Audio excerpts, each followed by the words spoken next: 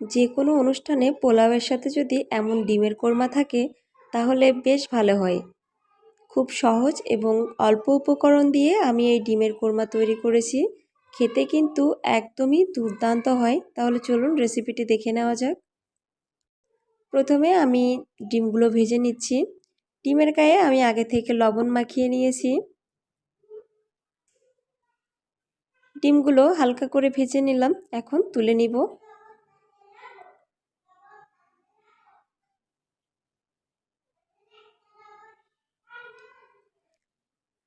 এই তেলের মধ্যে দিয়ে দিব পেঁয়াজ বাটা, রসুন বাটা 1 চা চামচ, আদা বাটা 1 চা চামচ, সাথে দিয়ে দিব জিরা বাটা 1 চা চামচ। ডিমের কোরমায় বাটা মশলা ব্যবহার করলে ডিমের কোরমার টেস্টটা অনেক বেশি ভালো হয়। আদা রসুনের কাঁচা গন্ধ চলে যাওয়া পর্যন্ত একটুখানি ভেজে নিলাম। এরপরে দিয়ে দিলাম স্বাদ মতো লবণ আর শুকনো লঙ্কা গুঁড়ো 1 টেবিল চামচ। সাথে দিয়ে দিলাম একটু নারকেলের দুধ। মশলাটাকে এখন বেশ কিছুক্ষণ ধরে ভালো করে কষিয়ে নিলাম। মশলা থেকে তেল ছেড়ে দিয়েছে, মশলা কষানো হয়ে গিয়েছে। দিয়ে দিব ভেজে রাখা ডিমগুলো।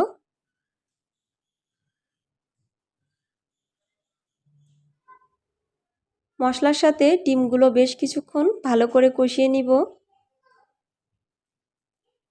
কষানো হয়ে গিয়েছে, এখন দিয়ে দিব নারকেলের দুধ।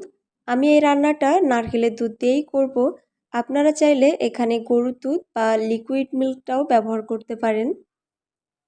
তবে নারকেলের দুধ দিলে ডিমের কোরমার টেস্ট অনেক বেশি ভালো হয়। আর অন্য কোনো কিছু না দিলেও এই কোরমার টেস্টটা অনেক বেশি ভালো লাগে। রান্নাটা প্রায় শেষের দিকে। দিয়ে দিব একটুখানি চিনি আর দিয়ে দিব ঘি। আমি এখানে 2 চা চামচ পরিমাণ ঘি দিয়ে দিলাম।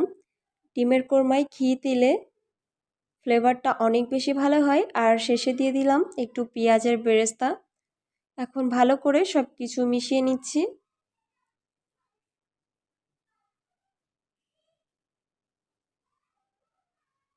রান্নাটা হয়ে গিয়েছে, এখন দমে রেখে দিব কিছুক্ষণ। এভাবে একবার ডিমের কোরমা রান্না করে দেখতে পারেন, খেতে ভীষণই মজার হয়। এই ডিমের কোরমায় বাদাম বাটা বা টক দই কোনোটাই আমি ব্যবহার করিনি, তবে স্বাদের কোনো কমতি ছিল না। খেতে ভীষণই ভালো হয়েছিল। আপনারা বাসায় অবশ্যই একবার ট্রাই করে দেখতে পারেন। আশা করছি অনেক বেশি ভালো লাগবে। ভিডিওটি ভালো লাগলে চ্যানেলটিকে সাবস্ক্রাইব করে পাশে থাকবেন।